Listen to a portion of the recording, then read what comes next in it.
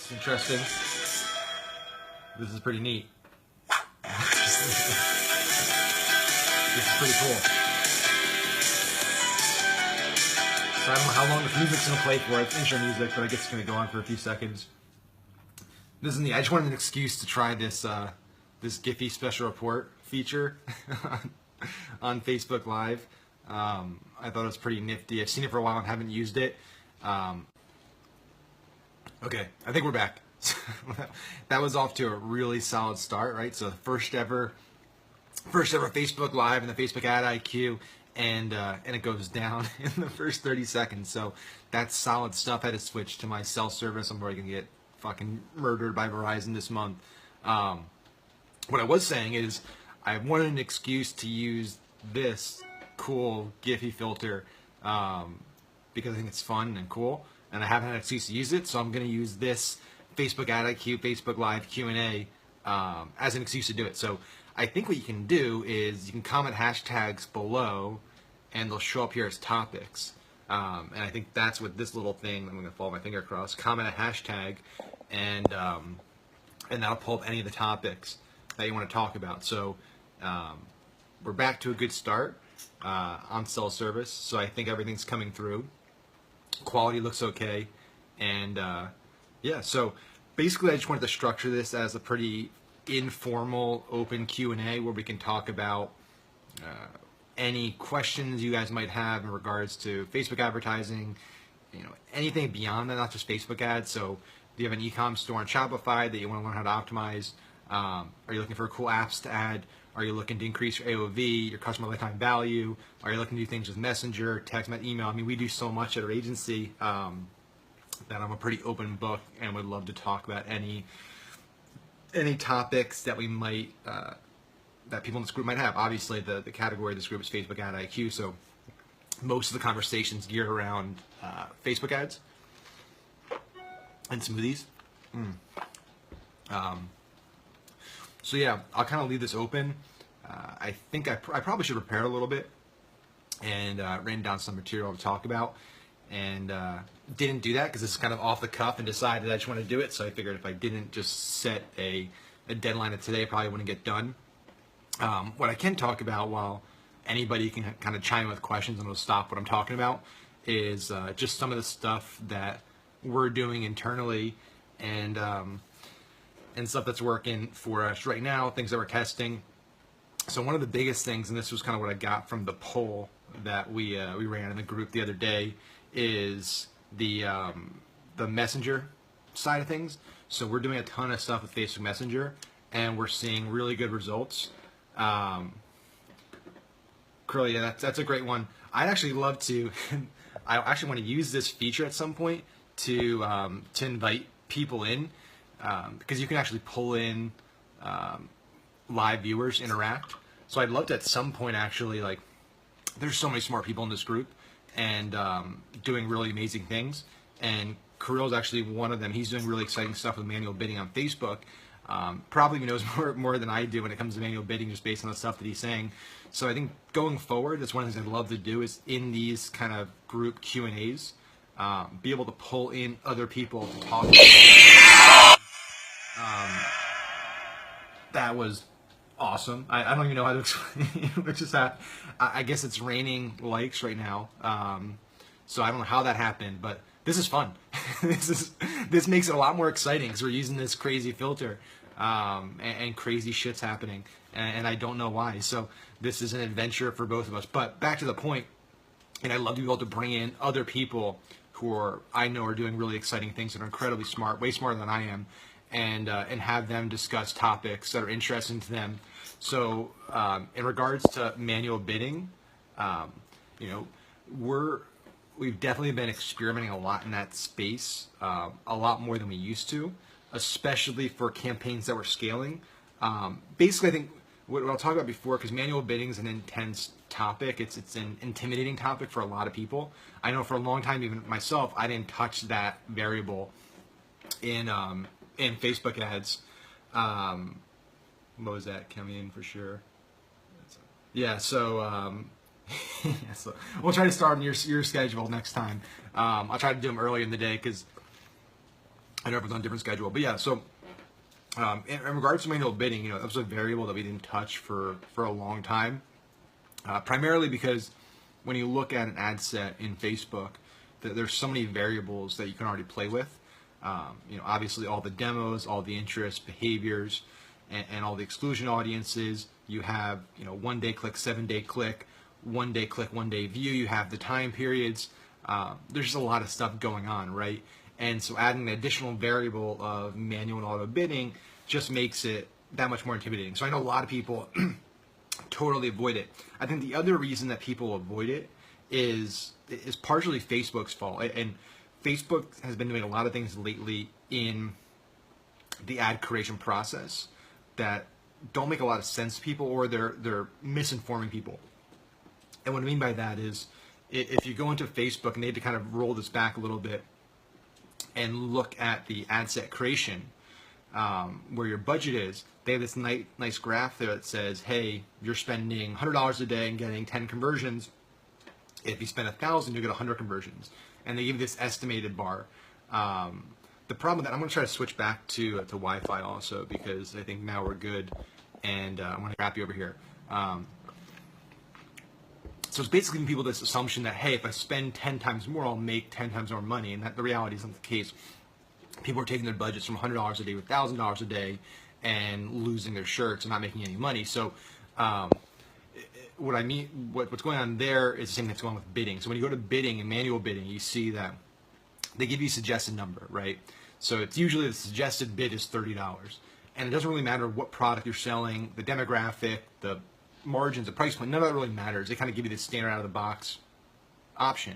And the problem is a lot of people see that and they say, hey, my CPA for a manual bid on average is $30. That's what Facebook is suggesting. Maybe it's from $16 to $40. That's the range. But I need my CPA to be $8. So why would I, bid $30 when I need to be at $8? And so that, like, right off the bat, turns pretty much everybody off on manual bidding, and they just go away. And I know a few years ago that was my case too. I said, this doesn't make sense. I'm not going to bid $30 on an average CPA when it needs to be $8. In reality, that number doesn't translate to what you're actually going to end up paying on a CPA basis, what your cost per purchase is going to be. The reality is that's just what you're bidding, how much you're willing to pay to acquire that customer. So what's happening there essentially is you have thousands and thousands of business owners every day, advertisers, probably way more than that, trying to get the ideal customer, right? So you and 10,000 other businesses might have the exact same ideal customer. That one person who's the perfect customer, that if I get my ad in front of them, they're going to buy my product at the best price. Facebook's it's a marketplace, so it's bid based, and so if you're an auto bid, Facebook's going to kind of intelligently try to determine the best price to bid to get the best possible return. The people that are bidding more, if you're getting smart and you're testing bids and you're trying different bids, you might actually find that at a certain bid level, you might be able to get that person every time over the competition. And so what I mean by that is, you might be paying a little more to get in front of the right customer, but more of the right customer is going to buy, so your conversion rate's higher and your costs are lower, your CPA is lower. So there's a lot more mathematics that go into what you're bidding, and I think that's the confusion there. So I just want to get that off the cuff before we even talk about manual bidding. Is there's a lot of confusion around what that number actually means and what that suggested bid means. So let me first say, don't be turned off by Facebook's suggested bid, because that's not what you're actually going to be paying, or at least most likely not going to be what you're going to be paying on a CPA basis. So we're finding on our end, and Kirill, if he's still watching, can back me up on this, because he's doing, Jason, I was going to actually talk about tools in a second. That's a great point. So Kirill's crushing it with manual bidding. There's a lot of good Facebook groups on here where they talk a lot about manual bidding strategies. Everybody has different strategies. Sorry about that. I had do not disturb on, so my phone calls can still get in. So, everyone has kind of different strategies and philosophies. Some people like to 2x the average bid. Some people like to 3x average bid and then work down. Some people like to start at the suggested bid. Some people, there's a lot of strategies. What I will say for 99.9% of people watching, use a tool called Companion Labs. Jason just pointed that out below. Companion Labs is without a doubt the one of the most valuable tools you can use to increase your ROI for Facebook ads. It's a great tool. Basically, what you do is you create your ad set, and at the end of it, you just put the word bid test at the end. And within 15 minutes, you do a hard refresh on your ad manager. They'll create, I believe it's 10 duplicate ads, splitting that top budget off. So if I have one ad set that I'm going to test, and I set that at $100, it's going to create 10 ad sets, each with $10, with different bids, intelligently determined based on, you know, their algorithm they have, from low bid to high bid. So it might start at $16, go up to $60, depending on the product, depending on your historical ad records, who you're bidding after, all that stuff. So Companion Labs, awesome product. It's a great tool to get started in the manual bidding space, and it'll definitely help you really get the best bang for your buck, get a lower CPA. Because also keep in mind, to scale Facebook ads, you need to have bigger audiences.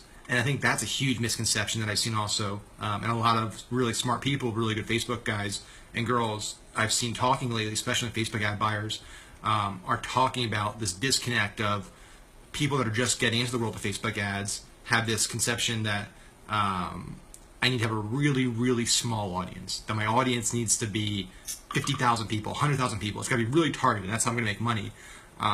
You know, what ends up happening is the more narrow your audience is, the more expensive it's going to be to reach those people. Because remember, and that usually shocks a lot of like amateur, new people to the world of paid media, and it shouldn't if you just think about it, right?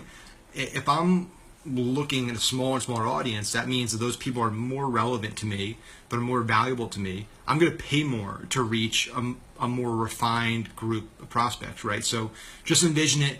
If you're a salesperson and you're going to go pitch a product and try to do a big close. I don't know how the people keep getting through with my do not serve button.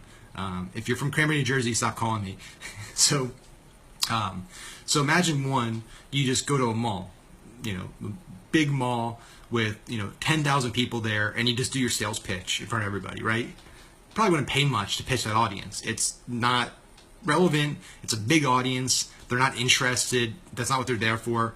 Now imagine you get 25 people, the most qualified, warm prospects that are in your market, they're the buyers, and they're there to hear you pitch. Who are you going to pay more to pitch? You're going to pay a lot more to pitch 25 people than you are 1,000 random people. And that's the same mechanics, right, of Facebook ads or any type of paid media. Is the broader the audience, the lower the CPM, the cost per thousand impressions, the cheaper it's going to cost to reach a lot of people, but it's not as defined. The smaller your audience, it's going to be more expensive. The challenge is that you can make good money quickly with defined audiences. So if you have a really, really niche product and you have 4 layers, right? So when I'm saying, layering and detailed targeting, you're not growing the audience, you're using and statements, not or statements. So you're saying people that like digital marketing and Ryan Deiss and Shopify and who make over $100,000 a year. That's a defined audience. It's 4 layers. So the person that you're hitting has to match all 4 of those criteria. That's a defined audience. You might get some great conversion out of the gate. The problem is, even if it works really well, where do you go from there, right? If that's a 50,000 person audience, 100,000 person audience, you can't scale that, right? What do you do? Once you hit a frequency of 3, 4, 5, that audience is done. You got to start back from scratch. And so you need to think about what's that middle ground? What's that audience that's targeted enough that it's relevant? It's not just everybody on Facebook, even though I know some people that target pretty much everyone on Facebook and they make money. But they're big enough that when I find a winning ad and a winning bid and all the winning variables, I can scale that to spending thousands of dollars a day, tens of thousands of dollars a day, and not worry about the ad being totally fatigued and exhausted in a week. And so that's something that everybody needs to understand when you run Facebook ads, that you shouldn't be, and I don't know where this kind of notion, I love the animation. Giphy did a great job with this. I hope more people create like Facebook Live programs like this, because this is pretty fun. So you need to, I would say between 1 and 3 million people is a really solid audience size. And ironically, the lookalike audience is about 2.01 million people. So when you make a lookalike audience, that's the 1% audience that Facebook gives you, is that size. That's not by coincidence, in my opinion. So I think that's the type of audience you need to look for. And so instead of focusing on 5-6 layers of targeting and having a 100,000 person audience, focus on finding a solid interest, solid behavior, solid source data for a lookalike, then focusing on the variables you can control. So I actually, there's a cool strategy that I hadn't been aware of, and I probably should have, and I was reading about it yesterday. Let me give the guy credit. On Digital Marketer, they posted a blog, Russ Henneberry, and let me pull up the guy's name, because I hate when people give strategies and advice and they don't actually attribute it back to the person whose idea it is. That drives me insane, and it's happened to me a lot. So I'm a big proponent of giving credit where credit's due. So let me just, one sec, I'm just going to pull this guy's name up before I go into his tactic that I think it's just pure gold. Let's see, Michigan method, here he is. Okay, so Ralph Burns, I don't know him personally. He's agency CEO of Dominate Web Media. He was talking about the strategy called the Michigan method in this digital marketing article, and I thought it was an incredible strategy. I've done variations of it, but the way he does it is really brilliant in my opinion. And so basically what he does with the Michigan method is, and when I find something cool that I like, I usually go all in on it. So I created a bunch of campaigns for different ad accounts last night using it, and they're doing really, really well out of the gate. So basically here's the kind of the common way that most people build ad campaigns, right? They create a campaign, big bucket that fits a lot of things under it. Then they create an ad set, and that ad set might have 4 or 5 interests in it. It might be just men, it might be desktop. It has a bunch of different filters in it, right? Options in it. Then they might add 4, 6, 8, 9 ads below that, right? And they'll create a few different ad sets, and that's their campaign. So the challenge with that, and I've kind of talked about this for years now, is when you start like that, and you have a campaign strategy like that, it's really tough to identify what's moving the needle and what's holding you back. And so if you have an ad set, and that ad set has 10 interests in it, behavior, demographic criteria, a lot of moving pieces, and that campaign kills, that ad set kills, do you know which of those variables actually was the primary driver? And even more importantly, do you know the ones in there that might have been holding it back? Maybe they're the bad options. And so I talked a while ago about when I start testing, when we start new campaigns, we usually start single interest. So we'll create a bunch of ad sets, and each ad set will just have a single interest in it, or a single demo or behavior in it. And the reason we do that is because we can get quick data out of the gate of, okay, we're targeting just Shopify here, and this campaign kills it. And then this one we're targeting Gary Vee, and this one sucks.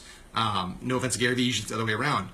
Then we know that going forward, we're not going to do any Gary Vee targeting. We're just going to focus on Shopify. And then we're going to combine Shopify with a bunch of other audience interests in those single tests that work together and make a really powerful audience. So that was something we've done for a while, and it's worked well. The Michigan method kind of takes it a step further. And so basically what this method does is creates I think it's 803 variations, because that's the zip code in Michigan. I think that's where he got the name from. And he does that by taking, instead of creating an ad set and then having 6 to 9 different ad variations under that ad set, he actually creates an ad set for each ad. So let's say you're targeting Shopify. Instead of having one ad set of Shopify and then 9 ads, he has 9 Shopify ad sets, and each one of those Shopify ad sets has one unique ad in it. And then he does that for all of his interests. And at the campaign level, instead of just a big bucket for the campaign, he'll have campaign for desktop, campaign for mobile, campaign for Instagram, campaign for right column. And so each ad set in there is not just Shopify, it's Shopify desktop. And each one of those might run $5 to $20 a day test budget. What's really brilliant about this strategy is that you take control of everything, and it's true multivariate testing. It's a true A/B split test. The way Facebook does the split test with your ads under one ad set isn't a true split test. It's not a true multivariate test. because Facebook essentially is weighting it using their algorithm of where the budget's going to go. So you can actually have an ad, one of the 9 ads under an ad set, that might be the home run ad, but for whatever reason, Facebook's allocating most of the budget to 1 or 2 of the ads. And so you never get enough data on the one ad to tell that's the winner. And what ends up happening after a while is you just turn those ones off because they don't have data. Maybe they got one sale, but it took too long, etc. So what this method does, it allows you to really hone in on each individual ad, each individual interest, each individual placement, and know at a big picture level all the best of everything. And that's where you focus your scaling on. You turn off losers quick and you scale winners fast. The other beauty of this method is that it's broad, right? So you're targeting single interests, and those might have anywhere from 1 million to 5 million people in it. So that gives you scaling potential that you can really work with and you can grow into. So Michigan method, yeah, definitely. It was seriously like, I read about a lot of different strategies, tests, tactics from a lot of smart people. This is one of the cool, like the best strategies that I've seen in quite some time. So Ralph Burns, if anybody knows him, tell him I loved his strategy and giving a lot of props on here. I'm going to post it in the comments. So that's the article on Digital Marketer. And there's a few other really killer strategies in there as well for copy. Best ways to write your copy, etc. Molly Pittman has a strategy in there that works really well. So Michigan method, really, really cool strategy. I just started testing it last night, and I'm seeing huge results. I'm seeing, $1 to $5 purchases on a ton of different audiences. Obviously, I'm testing hundreds and hundreds of ad sets and ads. So there's a lot that don't have any purchases because they only spent $5-6, but I'm getting single-digit purchases for dozens of ads. And the cool thing with my company, Startup Drugs, I implemented this last night, and I finally am getting to test ads that have always been in ad sets, but I've never gotten budget allocated to them. For whatever reason, Facebook just didn't put money to them. So I had this kind of customer slideshow ad that cycles through in a video slideshow of a bunch of customers, and I had it in ad sets after ad set after ad set for a long time, for the last 3 or 4 months, and it never got more than 5% of the daily ad budget. So it never got data. I never saw if it worked. That one's crushing it right now because now it's isolated, and so it's getting 100% of the daily budget on an ad set, and it's doing really well. So Michigan method, just killer strategy. I highly recommend it. It's unconventional because it's, a lot of people talk about kind of too much cross-pollination. You got too much overlap between audiences, and there's a drawback there. I haven't seen personally any negative outcomes of that strategy. And I've read up on a lot of it and haven't really encountered anything. So definitely recommend checking it out. Let me see. So Jeremy, when do you kill the ads? After what reach? So this is a good question. The rule of thumb, pretty much across the board, is 8,000 impressions per ad. That's kind of the magic number that Facebook has set internally. If you create automation rules in Facebook, which if you don't know how to create automation rules inside Facebook, I got to do a webinar on that because it's been a game changer for me. If you run an agency and you have a lot of ad accounts, you need to leverage automation rules to scale our ads. Basically, we have it set so every 3 days, if an individual ad set has a cost per purchase below X, it scales it by X%, by Y%. And that's single-handedly helps scale tons and tons of winning ads for us. It made us a lot of money. So, I got 3 thumbs up rainbows or, rain clouds, whatever these are. So 8,000 impressions is the rule of thumb, that at least Facebook rule of thumb. It's worked pretty well for me. I would say that it's circumstantial because there's some retargeting campaigns where the audience is small, the CPMs can be really high, where you might not get 8,000 impressions before you need to make a decision because you could lose a lot of money. So, I mean, not a lot of money in grand scheme of things, but for small business, it could be a lot of money. So 8,000 is kind of a good benchmark, but it has some room to be flexible there. Jason, I'm just using Power Editor. I've tested a lot of software. I get kind of regular basis people that'll message me and say, hey, I'm building on a new platform for building Facebook ads or a new analytics platform or whatever. And so I test a lot of things. I'm kind of a purist, and I've loved Power Editor and used it since day one, and it just does everything I need to do. I can create 800 ad sets in 10 minutes, and so it's super fast for me to create things and scale things. All the platforms out there are great though. Like AdEspresso is a great platform. There's no knock against AdEspresso or any of the other platforms out there for managing your Facebook ads. I'm just a fan of Power Editor, and it gets the job done for me. A lot of our accounts are whitelisted, so we get new features, new bells and whistles that aren't open to the API yet, so we would only be able to access them inside Power Editor. So things like being able to target groups and run ads in groups are new features that are rolling out, and so be able to beta test that is really cool. That's going to be a huge one. In case you guys haven't heard about that, basically Facebook has capped its newsfeed ad capacity. It can't serve any more ads in newsfeed, so Facebook needs to find new revenue streams, and so they need to look at what mediums can we run ads in that we're not running ads in. Obviously, Instagram was a big one. WhatsApp, they got Messenger. Groups is going to be a big one. So being able to run ads inside groups is going to be a huge, I think there's a billion groups, some crazy metric. So running ads inside groups is going to be huge, and be able to promote your group that way is going to be great. So that should be really exciting coming up soon. All right, let's see. So that answers Jason's question. Anybody else got any questions here?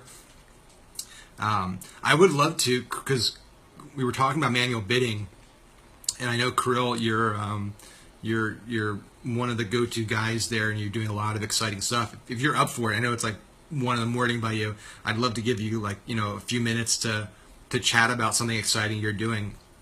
Totally up for it. I don't want to put you on the spot, but if you're not up for it, we can always do something next week or later this week and talk about manual bidding, because it is an exciting topic, and pretty much other than Messenger, I think it's one of the biggest topics that people ask me about on a regular basis.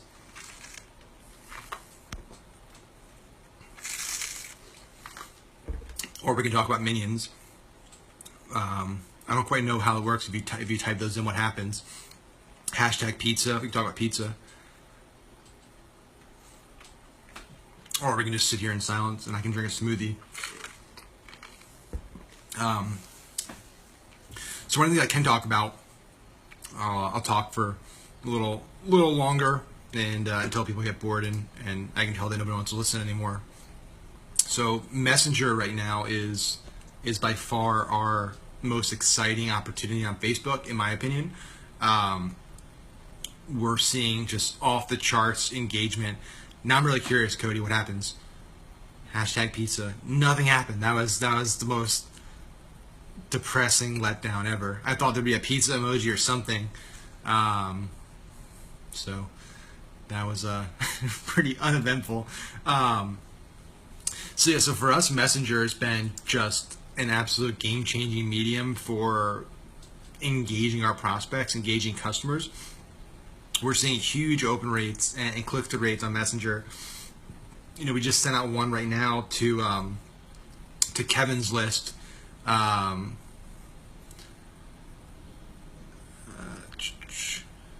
Yeah, so Carl, we can do it later this week, because I know it's probably late there and I put you on the spot. So we can do a manual bidding segment at some point. Let me just wrap up my Messenger talk, and then I can talk about creatives. That's a great question, Jason. So that ties into Messenger. So I think they're going to start cracking down a lot more on Messenger violations. I see a lot of people now starting to catch on to the ability to message people who would comment on your Facebook post. Frank Kern just did one the other day. It's becoming really popular. ManyChat, that's one of the pro features now, is to be able to integrate with comments. So basically, in case you don't know what that means, is I can post something on Facebook, I can do an ad, and then I can grab it in ManyChat and basically tag it. So anybody that comments on that post will automatically get an opt-in message. They'll get a message from me, and if they reply to it, they'll get subscribed to my chatbot. So it's a huge win for advertisers. It's an incredible tool to engage your most engaged prospects. The problem is you need to be explicit on people opting into your bot. And so if you use ManyChat, they tell you, they give you, you got to basically check a box saying you've informed people that they're going to be subscribed to a chatbot and be messaged when they comment. A lot of people are not putting that into their copy on their posts.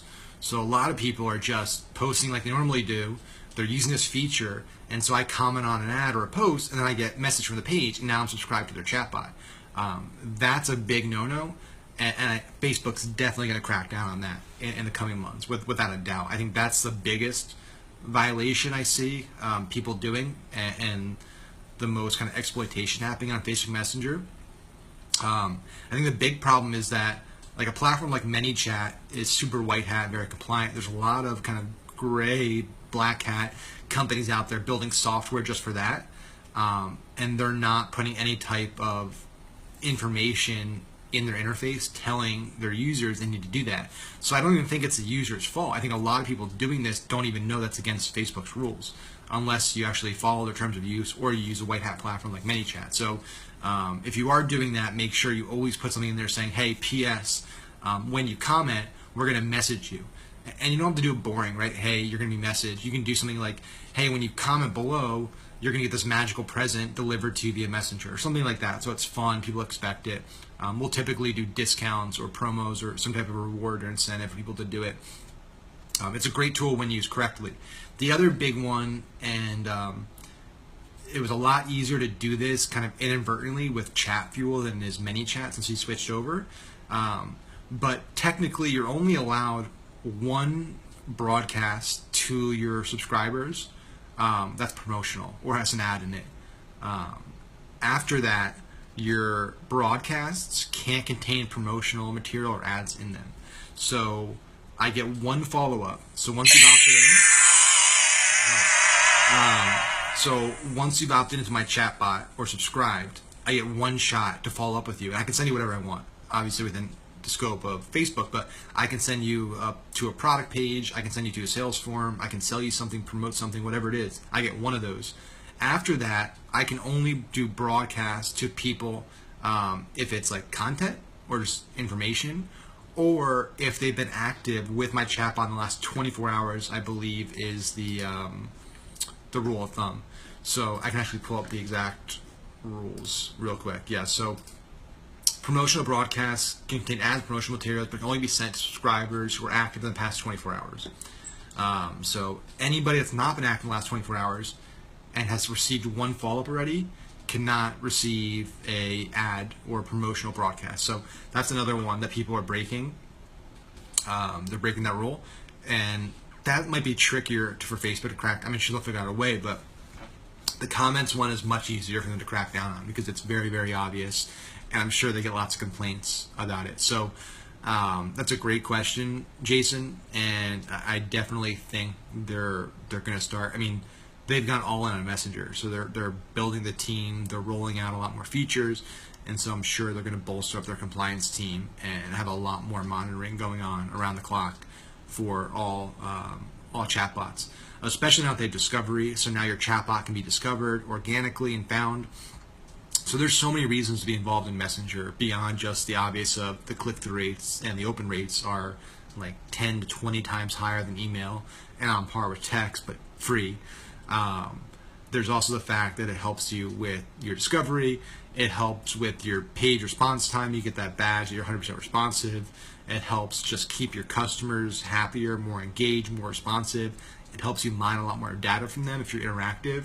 I know ManyChat today or this week just rolled out a new module for pro users where you can actually ask questions in your broadcast messages and then just do quick replies and store that data. So it's a great tool for prospecting. It's a great tool to warm leads. It's a great tool to upsell customers and continue to develop that relationship with customers.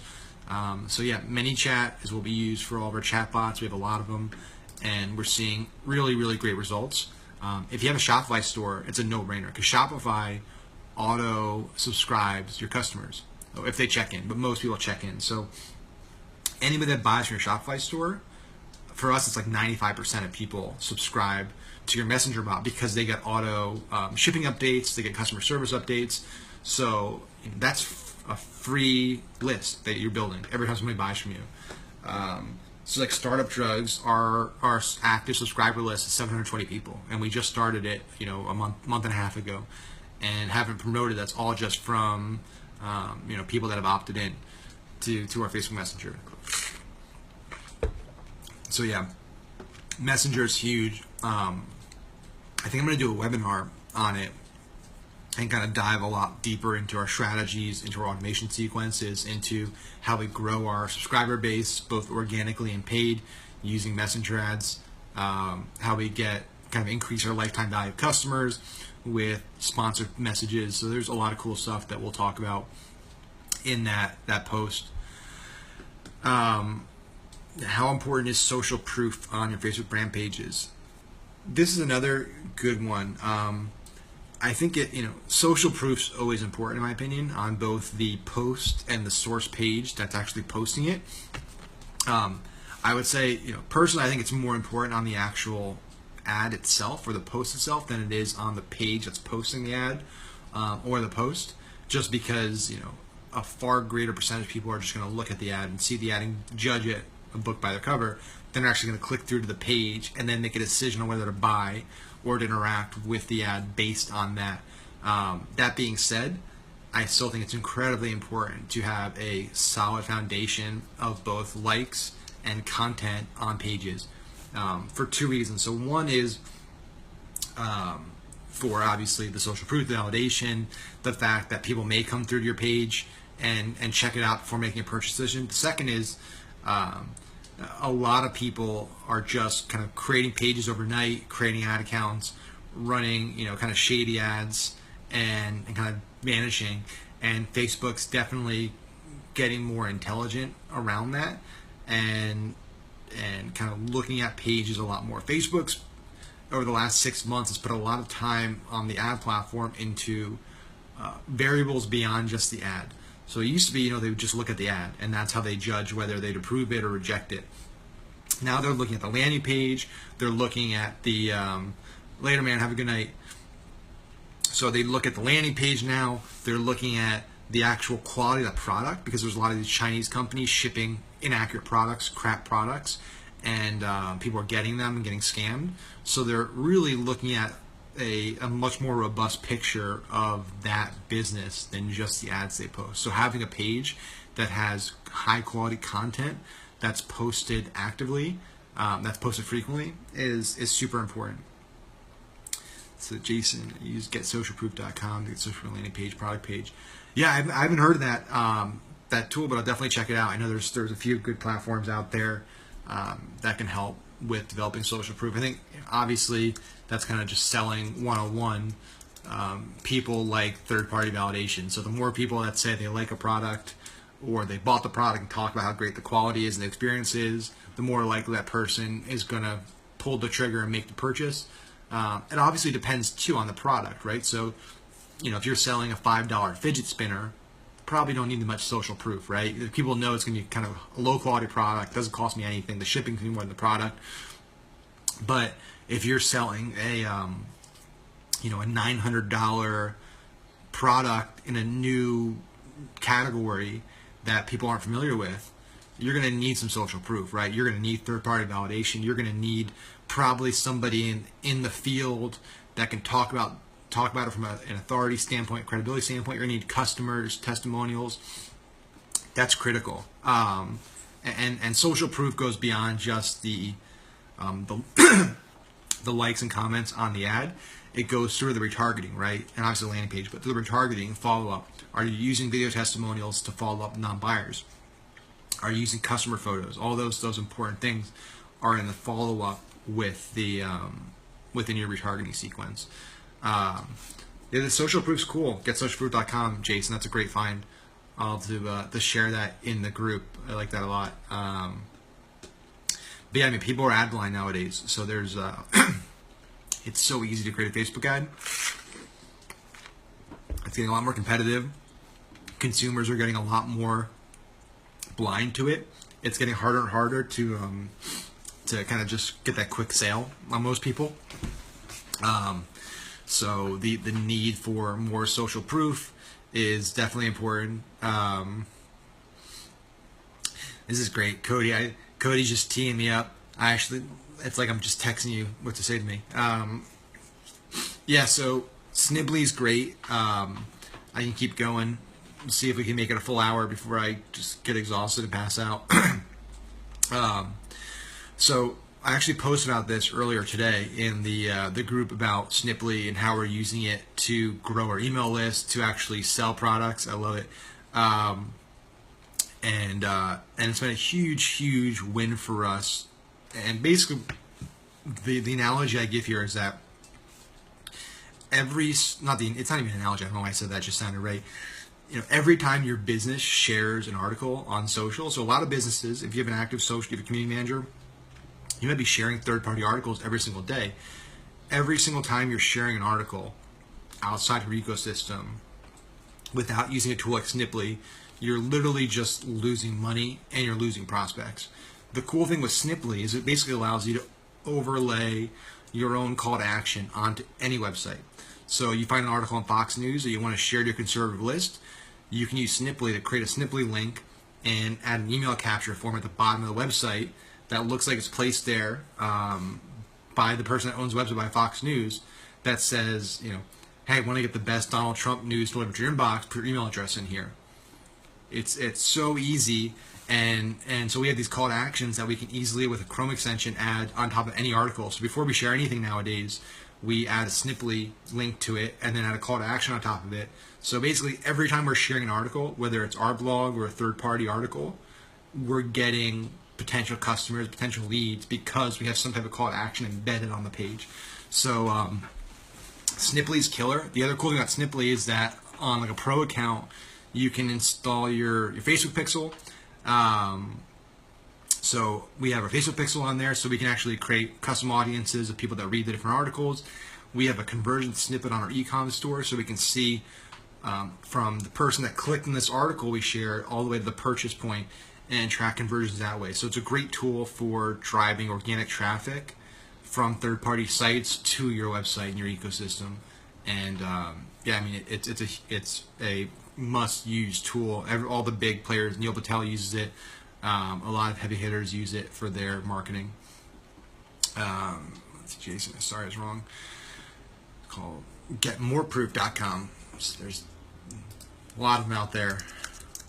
Let's see, Get More Proof. Check this out. Double your conversions. Proof helps you skyrocket conversion rates with 350% by delivering intelligent social proof on your sales funnel. Oh, okay. Yeah. So this is a little different than what I was talking about.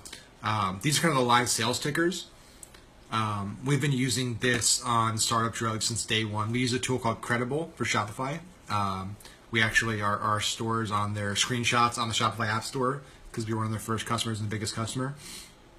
This is like a must-use app for any Shopify store, or any store, any website that has a conversion objective. You need to have something like this. Basically what these apps do is they look at all your recent purchases and they show a little sales ticker in the bottom of the page every 5 to 30 seconds. So almost you get that busy store feeling when you're shopping and you don't feel alone.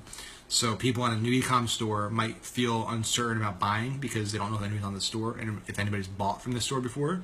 This gives them that little nudge of confidence they need to say, hey, Max from Orlando just bought this 5 minutes ago. So yeah, Get More Proof is which is called Proof, is a great tool. I've heard about them for a lot of funnels. Credible is a big one for Startup Drugs, for Shopify and all those stores that are in there.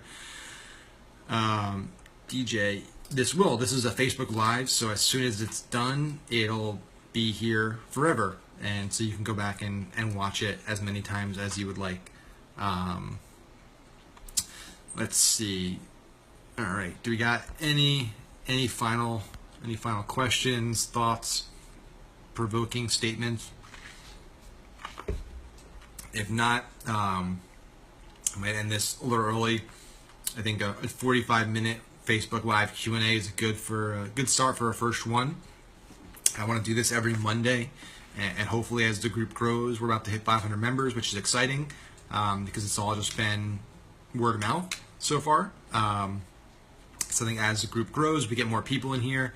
I'm kind of constantly bringing in heavy hitters that I think can bring a lot more value than I can, because my goal is to not just be dependent on me. I want to bring in people that are really smart and good at everything. So I'll actually be on the 16th. I'll be in New York at there's a 25-person Shopify ecom mastermind that I was invited to by Adam Maltus from Shopify, which is really exciting. Ezra Firestone, who's just an incredible guy and I've looked up to for a long time, will be there. A lot of other big heavy hitters will be there. I'll actually be speaking at Ezra's mastermind in August, which I'm super thrilled about. Like a year ago, I was watching all this stuff and like just looking up to him, and like one day I'd love to just meet the guy and talk to him. And he called me a few weeks ago and invited me to speak at the mastermind. So it was really, really cool, and that was kind of a game-changing moment for me. So I'll be speaking a lot this summer at a lot of cool events, and I'm sure I'll get to bring in some more brilliant people into the group at these events. So that's my goal, is to get some of these guys and girls to come into the Facebook Ad IQ and share their insight and their knowledge.